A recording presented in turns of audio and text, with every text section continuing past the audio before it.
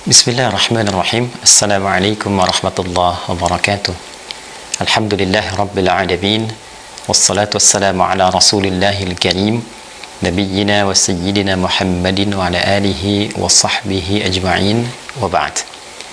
Saudara-saudariku dimanapun berada, semoga video ini menemui kita semua dalam keadaan sehat dan baik, serta mendapatkan bimbingan dari Allah Subhanahu wa ta'ala untuk menata seluruh aktivitas kehidupan kita dengan mulia dan bernilai ibadah, untuk bangga dan bahagia dibawa pulang menghadap Allah Subhanahu wa ta'ala dalam yaumul hisab, insyaallah.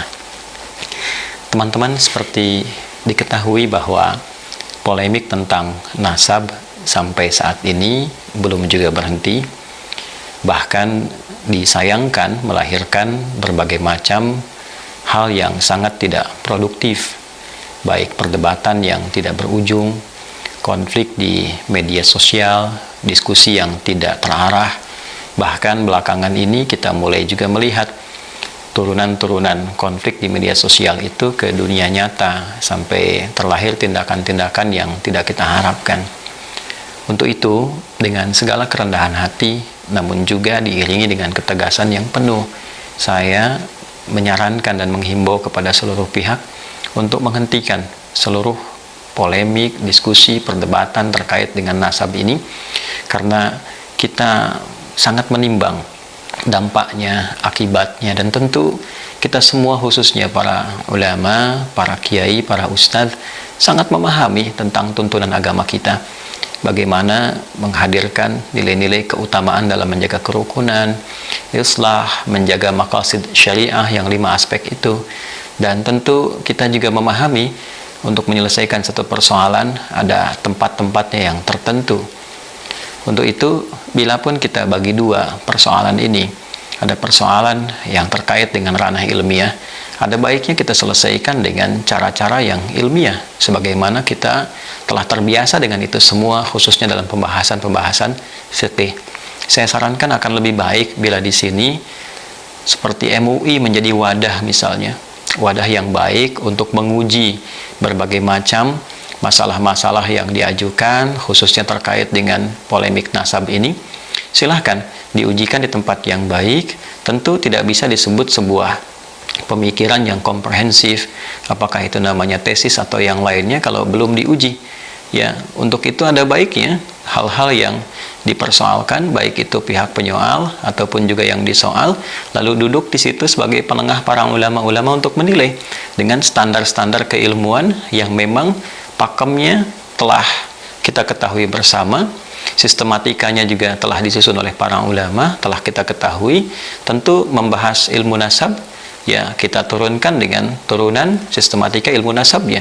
Bila yang disoal nasab, tentu yang dibahas dengan pendekatan ilmu nasab. Bila disoal masalah yang lain, tentu pendekatannya dengan kodifikasi ilmu-ilmu yang telah ada dan dihadirkan oleh para ulama. Nah, saya kira dengan metodologi seperti itu secara ilmiah itu sangat mudah didudukkan, sangat bisa didiskusikan, sehingga tidak menjadi liar. Setiap orang bisa bikin acara, yang satu buat podcast, yang satu membuat tayangan tertentu, sehingga benturannya terasa sampai di akar masyarakat, saling berbalas komentar yang tidak menemukan titik temu, dan ini terasa sangat mengganggu. Bila memang yang disoal ini masalah perilaku, masalah etika, tentu kita harus pisahkan.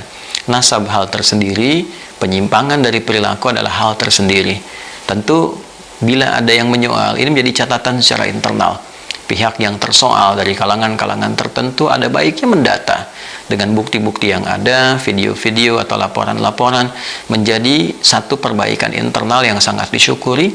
Lantas kemudian dilakukan semacam perbaikan-perbaikan secara internal, pemberi pengingat, ya, meluruskan berbagai hal yang disampaikan dengan bukti-bukti yang nyata bahwa itu adalah sebuah pelanggaran atau sebuah penyimpangan, dan ditampilkan narasi-narasi yang baik, ya, dari sisi internal itu, sehingga memberikan keteduhan. Jika penyimpangan itu merupakan tindakan penyimpangan hukum, ya kita memiliki skema hukum tertentu yang berlaku di Negara Kesatuan Republik Indonesia. Jadi saya kira kita pisahkan antara soalan dalam tanda petik ilmiah atau argumentasi tertentu ya, sehingga bisa menjadi argumen, tidak menjadi sentimen. Ini problem utamanya. Kemudian yang kedua, masalah perilaku kita pisahkan. Jadi jangan karena persoalan perilakunya lalu yang ingin dihancurkan misalnya nasabnya, na'udzubillah min dzalik. Ini kan persoalan. Ya, kalaupun ini menjadi satu bahan kajian, maka tempatkan di ranah ilmiah dengan cara yang benar. Ya, yang kita khawatirkan adalah dua hal. Yang pertama, ini bagi masyarakat awam juga perlu diketahui. Dalam pandangan Islam, nasab ini persoalan yang sangat sensitif. Mau kita melakukan pendekatan dengan hadis riwayat Al-Bukhari dan Muslim yang tersambung pada sahabat Abu Dzar Al-Ghifari, saking sensitifnya Nabi memberikan pengingat. Jika nasab yang benar itu kemudian sengaja diputus, maka resikonya adalah kufur. Ma min rajulin idda'a, tidaklah seorang lelaki mengaku li ghairi abihi, kepada menasabkan sesuatu kepada yang bukan dari bapaknya, jalur nasabnya, fahuwa kufrun, maka dihukumi dengan kufur. Ya, jadi kalau ada seseorang yang dengan pandangan tertentu mencoba memutus nasab seseorang yang sudah valid, tercatat, terbukti, dan ternyata nasab itu benar, kemudian mencoba untuk diputus, maka resikonya kufur. Ini kan masalah. Nah, kemudian juga dalam hal yang sama, ketika ada seseorang menisbatkan yang bukan kepada nasabnya, maka falyatabawwa maq'adahu minan nar. Kalau seseorang mengaku-ngaku bagian dari nasab yang bukan nasabnya, maka tempatnya juga di neraka. Nah, oleh karena itu ini persoalan yang tidak mudah. Ya, jadi jangan ditarik ke ranah kalangan masyarakat awam. Selesaikan di ranah ilmiah, ada pengujinya, ada hakimnya, ada bukti-buktinya, ada sistematikanya, sehingga tidak nanti banyak orang terjebak pada satu masalah yang ini jadi problem kemudian hari saat kembali kepada Allah Subhanahu wa taala. Siapa yang akan bertanggung jawab kalau tiba-tiba ada orang mencaci maki nasab tertentu kemudian tidak seperti kenyataannya dan dia menghukumi terputus lalu terkena kemudian dengan ancaman hadis ini? Yang bertanggung jawab siapa? Kan jadi masalah.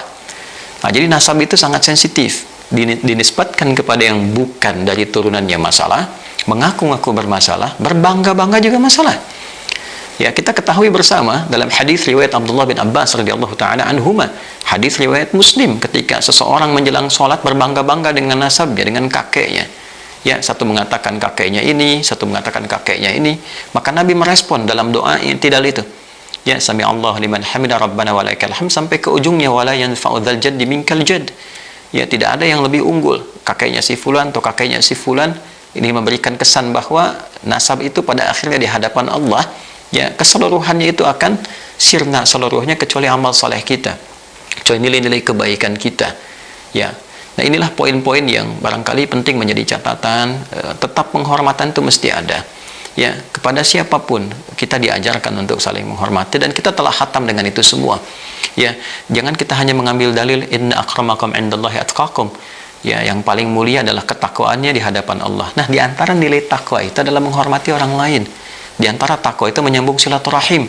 Ya ayyuhan nasu taqu rabbakumul ladzi khalaqakum min nafsin wahidah wa khalaqa minha zawjaha wa batha minhuma rijalan katsiran wa nisaa'a wattaqullaha alladzi tasaaluna bihi wal arham. Jelas ayatnya. Ini ayat pertama. Hai semua manusia, tingkatkan takwamu kepada Allah, Rabb yang menciptakan engkau dari bapak yang satu. Kemudian ada istrinya jadi ibu kalian, ada Adam, ada Hawa, menyebar jadi keturunan, ada laki-laki, ada perempuan. Bertakwalah kepada Allah yang dengan itu kalian meminta untuk menyambung silaturahim. Jadi menyambung silaturahim, saling menghormati, saling menghargai dengan siapapun, bagian dari takwa. Nah, ini kan agak miris kita mengambil narasi takwa untuk mengatakan yang paling tinggi di hadapan Allah adalah ketakwaannya. Tapi saat yang bersamaan juga ada sifat untuk mencela orang lain, mencela nasab orang lain. Ini bukan sesuatu yang proporsional.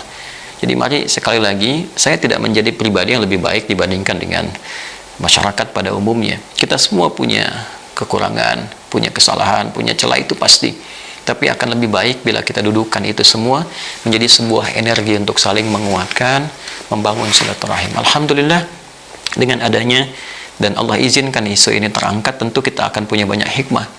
Hikmah yang selama ini tidak bisa kita dapatkan. Di antaranya apa? Hubungan silaturahim antara habaib dengan generasi yang wali songo. Masya Allah, dua-duanya adalah generasi mulia, kontribusinya tinggi ya dalam konteks kehidupan berbangsa, bernegara. Ini saatnya bersatu, kemudian membangun tali ukhuwah yang kuat, bersinergi membangun bangsa ya dalam situasi global yang tidak mudah saat ini. Tantangannya banyak, masyarakat banyak masalah. Ya, banyak persoalan. Persoalan lapar, persoalan moral. Nah, kalau sekarang pertikaiannya ada di unsur-unsur yang setidaknya harusnya menjadi teladan, kan jadi masalah yang sangat repot. Oleh karena itu saya ingin mengembalikan sekali lagi bahwa mari kita bedakan persoalan nasab ini dengan persoalan perilaku. Ya, kalau memang ada perilaku yang menyimpang, maka kita tempatkan pada persoalan etik, persoalan moral, diperbaiki, internalnya diperbaiki. Bila ada masukan kepada habaib dan ini nyata, ada pembuktiannya dengan segala kerendahan hati, diperbaiki di internal habaibnya. Bila memang ada penyimpangan terkait hukum, diproses seperti Nabi mengajarkannya. Bila memang yang umumnya juga berlaku yang tidak baik, diperbaiki, lalu kita sambungkan jadi islah untuk saling menyatu dalam kebaikan. Bila persoalannya terkait dengan nasab, ada soalan tertentu, maka kembali lagi, tempatkan di ruang waktu yang tepat. Di ruang yang tepat, di waktu yang tepat. Karena itu saya kira ini dengan segala hormat ya pada isu-isu kemasyarakatan ini, MUI ini tidak boleh menjadi satu figur tunggal pada personal-personal, harus jadi figur lembaga. Ya, saya kira sebagai satu lembaga ini kami memberikan dorongan yang kuat pada isu-isu yang dirasakan sudah meresahkan, ya berpotensi konflik di masyarakat. Ada baiknya untuk bisa memanggil itu, menempatkan, membuat sebuah tim khusus untuk menjadi penilai, ya, dan didudukan untuk bisa didiskusikan dengan cara yang baik, dengan sistematika yang benar. Ini sudah tidak produktif, ya, apalagi juga sudah mulai muncul komentar dari ulama-ulama dari luar, baik yang diinfokan, dibawa membawa komentar. Ini bukan hal yang baik dari sudut pandang manapun. Maafkan saya, tidak ada maksud apapun kecuali untuk menyayangi semuanya. Saya menyayangi seluruhnya. Wali Songo saya sayangi, habaib saya sayangi, para ustadz, para kiai, semuanya. Bahkan bukan hanya orang Islam, non-Muslim pun, semua masyarakat Indonesia khususnya, dalam satu kesatuan negara tercinta. Sebentar lagi kita akan merasakan dan menikmati nikmat kemerdekaan. Mari kita isi nikmatnya dengan nikmat kerukunan, nikmat sila ketiga, persatuan Indonesia. Semua bersatu, semua bersinergi membangun negeri, tepikan yang kurang baik, mulai berbenah menjadi lebih baik, dan semoga Allah mengampuni kita semua dan menyatukan dalam satu barisan di bawah panji umat Nabi Muhammad SAW yang kita rindukan dan kita cintai. Maafkan saya, semoga berkenan, ada hidayat. Astagfirullah wa natubu ilaik. Assalamualaikum warahmatullahi wabarakatuh.